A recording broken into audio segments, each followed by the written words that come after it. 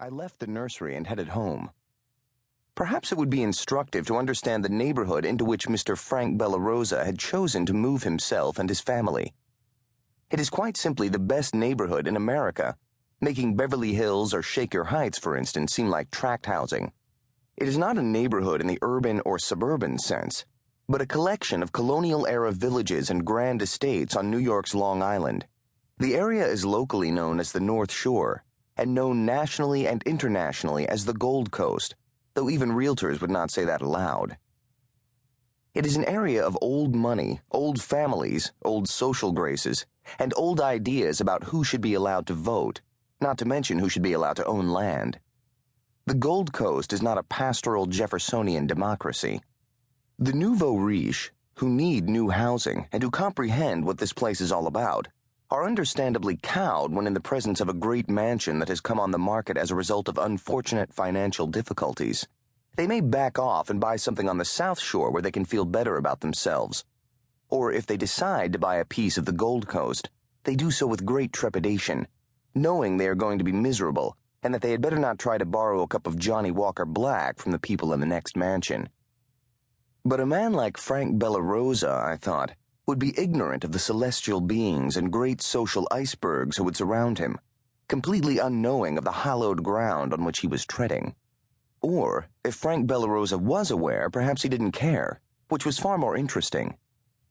He struck me, in the few minutes we spoke, as a man with a primitive sort of elan, somewhat like a conquering soldier from an inferior civilization who has quartered himself in the great villa of a vanquished nobleman. Bellarosa had, as he indicated, purchased the estate next to mine. My place is called Stanhope Hall. His place is called Alhambra. The big houses around here have names, not numbers, but in a spirit of cooperation with the United States Post Office, my full address does include a street, Grace Lane, and an incorporated village, Laddingtown. I have a zip code that I, like many of my neighbors, rarely use, employing instead the old designation of Long Island, so my address goes like this: Stanhope Hall, Grace Lane, Laddingtown, Long Island, New York. I get my mail. My wife, Susan, and I don't actually live in Stanhope Hall, which is a massive 50-room Beaux-Arts heap of Vermont granite, for which the heating bills alone would wipe me out by February. We live in the guest house, a more modest 15-room structure built at the turn of the century in the style of an English manor house. This guest house, along with 10 acres of Stanhope's total 200 acres, were deeded to my wife as a wedding present from her parents. However, our mail actually goes to the gatehouse, a more modest 6-room affair of stone, occupied by George and Ethel Allard. The Allards are what are called family retainers, which means they used to work but don't do much anymore. George was the former estate manager here, employed by my wife's father, William, and her grandfather, Augustus. My wife is a Stanhope. The great 50-room hall is abandoned now, and George is sort of caretaker for the whole 200-acre estate. He and Ethel live in the gatehouse for free, having displaced the gatekeeper and his wife, who were let go back in the 50s. George does what he can with limited family funds. His work ethic remains strong, though his old body does not. Susan and I find we are helping the Allards more than they help us, a situation that is not uncommon around here.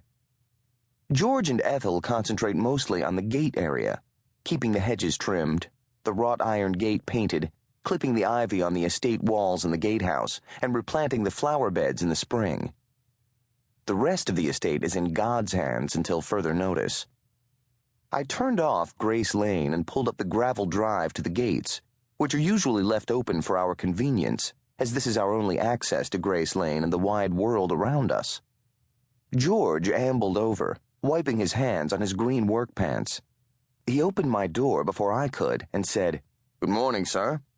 George is from the old school, a remnant of that small class of professional servants that flourished so briefly in our great democracy.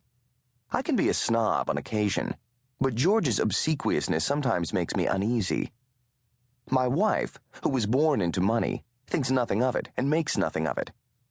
I opened the back of the Bronco and said, "Give me a hand?" "Certainly, sir, certainly. Here, you let me do that."